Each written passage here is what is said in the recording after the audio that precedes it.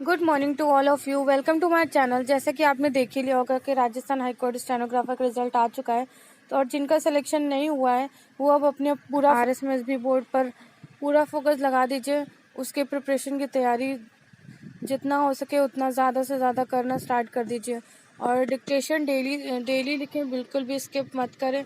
मैं आपको daily dictation provide कराऊंगी और उसमें स्किल टेस्ट का, जैसा स्किल टेस्ट में डिक्टेशन आती है वैसा मैटर होगा, तो आप उसे ज़रूर से ज़रूर लिखें। और जो डेली एडिटोरियल डिक्टेशन होती है वो भी ज़रूर से ज़रूर लिखें। और साथ ही साथ मेरे टेलीग्राम चैनल स्टेनो विद श्रद्धा को ज्वाइन करें। वहाँ पर आपको डिक्टेशन की PDF मिलेगी और PDF से आप जो है उसे चेक भी करिए। डिक्टेशन लिखकर उसे चेक कीजिए, देन कितनी मिस्टेक्स आ रही है वो लिखिए। उसके बाद फिर से एक बार डिक्टेशन लिखिए। एक डिक्टेशन को आपको एटलीस्ट 2 बार तो लिखना ही लिखना है। अगर कुछ उसमें भी 2 बार में लिखने में आप पूरा लिख नहीं पा रहे हैं तो आप उसे 3 बार लिखिए, बट उसे लिखिए ज़रूर। जब तक आप सेटिस्फाइड ना हो जाए कि मैं अब पूरी लिखने लगा हूँ या लिखने लगी हूँ, जब तक आप लिखिए उसको डिक्टेशन। और डेली डिक्टेशन लिखिए, एटलीस्ट 3 डिक्टेशन डेली लिखिए। ओके, नाउ डिक्टेशन स्टार्ट करते हैं। डिक्टेशन स्टार्ट होगी 5 सेकंड बाद, जिसकी स्पीड रहेगी 100 वर्ड पर मिनट।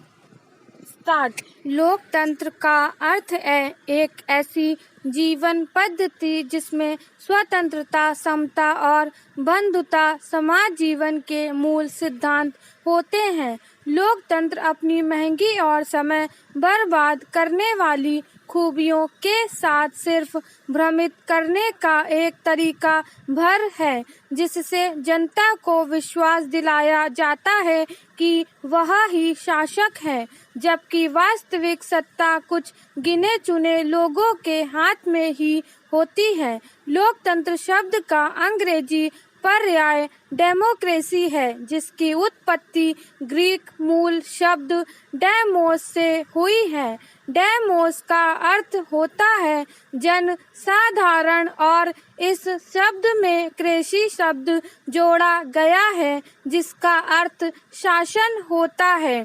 सरटोरी ने अपनी पुस्तक डेमोक्रेटिक थ्योरी में लिखा है कि राजनीतिक लोकतंत्र एक तरीका या प्रक्रिया है जिसके द्वारा प्रतियोगी संघर्ष से सत्ता प्राप्ति की जाती है और कुछ लोग इस सत्ता को नेतृत्व प्रदान करते हैं। सरटोरी के अनुसार लोकतंत्र काफी कठिन शासन है, इतना कठिन कि केवल विशेषज्ञ लोग ही इसे भीड़ तंत्र से बचा सकते हैं। अतः इसकी प्रक्रिया को मजबूत बनाना आवश्यक है। पैराचेंज। हंटिंगटन के अनुसार लोकतंत्र को 3 आधारों पर समझा जा सकता है। शासकीय सत्ता का एक साधन, सरकार के उद्देश्य, सरकार को चुनने की प्रक्रिया के रूप में। हंटिंगटन के अनुसार लोकतंत्र की इस प्रक्रिया के अंतर्गत स्वतंत्र, निष्पक्ष तथा आवधिक चुनाव के द्वारा सबसे शक्तिशाली सामूहिक निर्णय निर्माता चुने जाते हैं और सभी वयस्क लोगों को सहभागिता प्राप्त होती है। इस प्रक्रिया को पूरा करने के लिए नागरिकों को स्वतंत्रताएं तथा कुछ अधिकार भी प्रदान किए जाते हैं। विश्व के विभिन्न राज्यों में राजतंत्र, श्रेणी तंत्र, अधिनायक तंत्र व लोकतंत्र आदि शासन प्रणालियां प्रचलित रही हैं। ऐतिहासिक दृष्टि से अवलोकन करें तो भारत में लोकतंत्रात्मक शासन प्रणाली का आरंभ पूर्व वैदिक काल से ही हो गया था।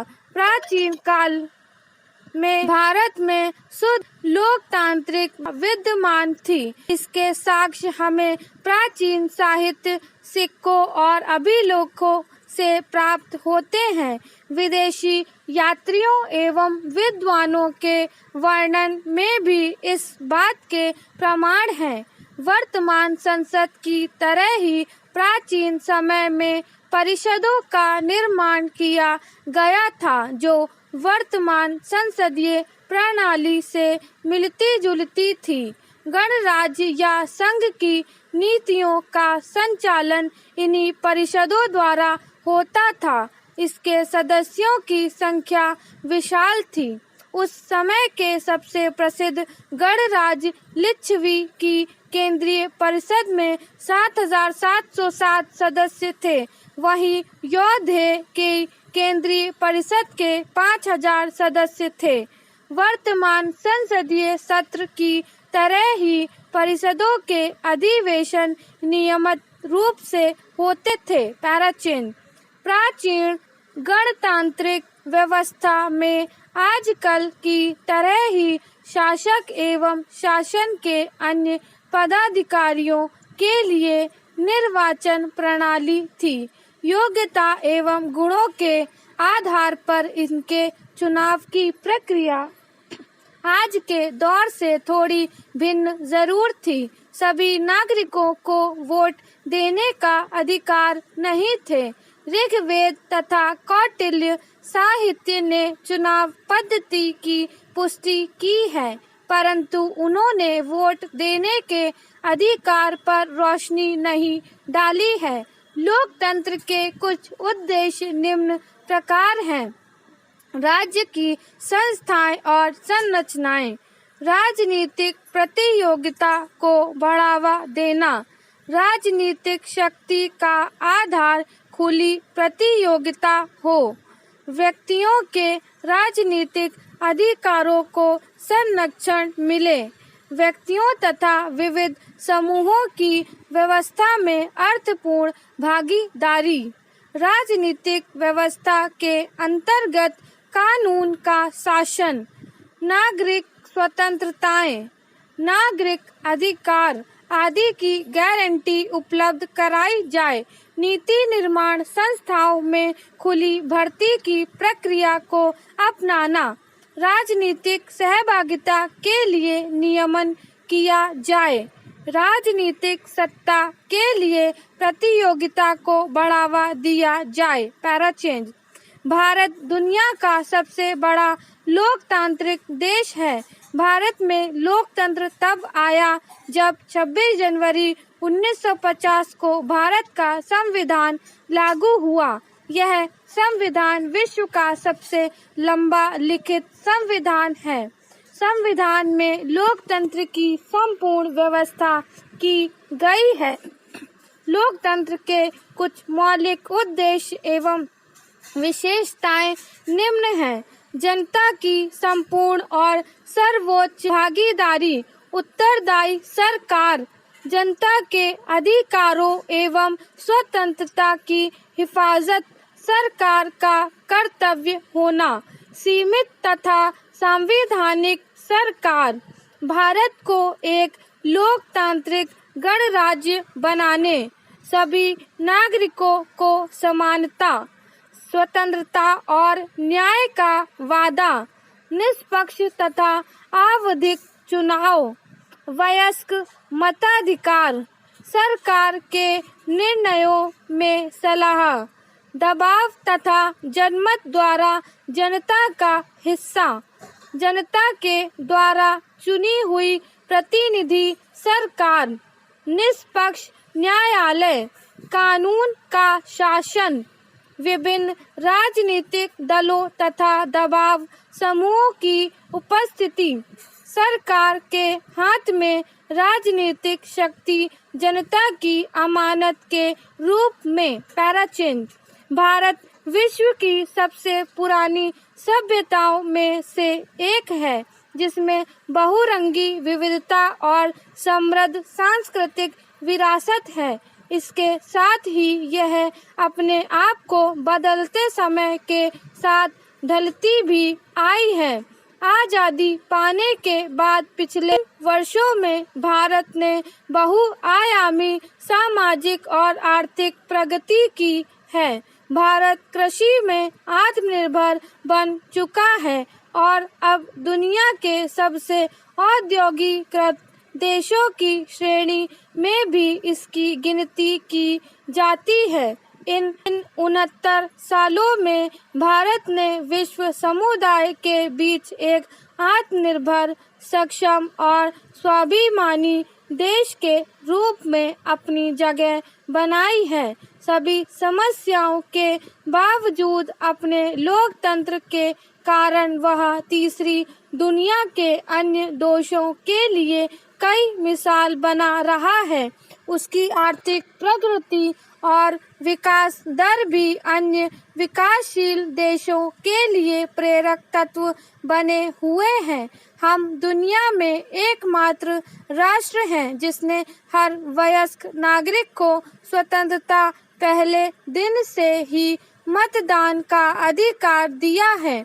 अमेरिका, जो दुनिया का दूसरा सबसे बड़ा लोकतंत्र है, ने स्वतंत्रता के 150 से अधिक वर्षों बाद इस अधिकार को अपने नागरिकों को दिया। 560 छोटे रियासतों का भारत संघ में विलय हुआ। किसी भी एक देश में बोली जाने वाली भाषाओं की सबसे अधिक संख्या भारत में है। करीब 29 भाषाएं पूरे भारत में बोली जाती हैं। करीब 1650 बोलियां भारत के लोग बोलते हैं। एक दलित द्वारा तैयार संविधान भारत में है। जातीय समूहों की सबसे अधिक संख्या भारत में है। पैराचिन, दुनिया में सबसे ज्यादा निर्वाचित व्यक्तियों 1 लाख की संख्या भारत में है।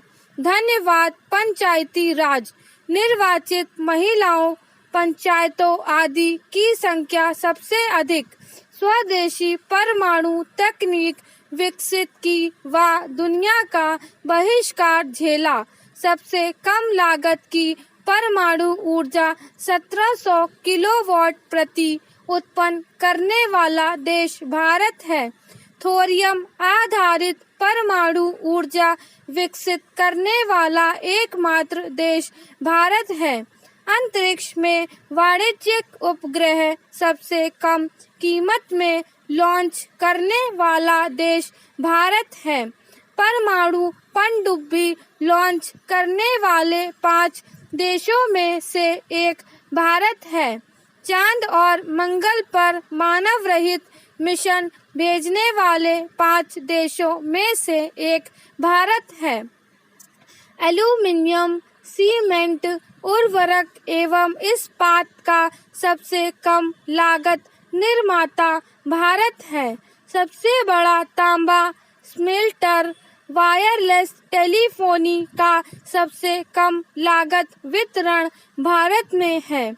सबसे तेजी से बढ़ते दूरसंचार बाजार, दुनिया के सबसे कम लागत का सुपर कंप्यूटर, निम्नतम लागत वाली कार नैनो, दुनिया के 2 पहिया वाहनों का सबसे बड़ा उत्पादक, सबसे कम लागत व उच्च गुणवत्ता वाली नेत्र शल्य चिकित्सा, दैनिक मोतियाबिंद ऑपरेशन की रिकॉर्ड संख्या, ब्रिटेन के 1% कीमत पर, सबसे बड़ी तेल रिफाइनरी की क्षमता लगभग 70 मीटर टन, सबसे बड़ा दूध उत्पादक देश 100 मीट्रिक टन, मक्खन का सबसे बड़ा उत्पाद, तीसरा कपास का सबसे बड़ा उत्पाद, सोने का सबसे बड़ा आयातक 700 टन, सोने का सबसे बड़ा उपभोक्ता है। संसाधित सभी हीरे का 43.90% भारत उत्पादक है। तीसरा, लेन देन की संख्या से के सबसे बड़ा शेयर बाजार पैराचिन। डाकघर की सबसे बड़ी संख्या 1.5 लाख, बैंक खाता धारकों की संख्या सबसे अधिक, कृषि भूखंड धारकों की संख्या सबसे अधिक, गैर निवासियों से सबसे बड़ा आवक विप्रेषण रिसीवर, सबसे बड़ा अंतर्देश प्रेषण, दुनिया का तीसरा सबसे बड़ा रेलवे नेटवर्क है, सबसे बड़ा एकल नियोक्ता भारतीय रेल, दैनिक रेल यात्रियों की संख्या सबसे ज्यादा, विश्व का दूसरा सबसे बड़ा हवाई अड्डा दिल्ली। भारत की मिड डे मील योजना दुनिया का सबसे बड़ा भोजन कार्यक्रम है। राष्ट्रीय ग्रामीण रोजगार कार्यक्रम दुनिया में सबसे बड़ा रोजगार देने वाला कार्यक्रम है। भारत की सामरिक क्षमता में एक और शक्ति इस वर्ष जोड़ी गई जिसका नाम है अरिहंत। भारत इस परियोजना पर करीब 2 दशक से काम कर रहा है। भारतीय वैज्ञानिकों के अथक प्रयासों से भारत की नौसेना में इस अत्याधुनिक शस्त्र को शामिल किया गया, जिसके जरिए आज भारत हर तरह की सामरिक चुनौती का सामना करने में सक्षम है। स्वतंत्र, निष्पक्ष और पारदर्शी चुनाव एक अच्छे लोकतंत्र की स्थापना की कुंजी है। जैसा कि उच्चतम न्यायालय के पूर्व मुख्य न्यायाधीश M.N. वेंकटाचलैया पुस्तक की प्रस्तावना में लिखते हैं, एक अदना सा व्यक्ति एक अदने से बूथ तक चलने और एक अदने से कागज के टुकड़े पर पेंसिल से एक अदना सा निशान बनाकर राजनीतिक क्रांति का अग्रदूत साबित हो सकता है।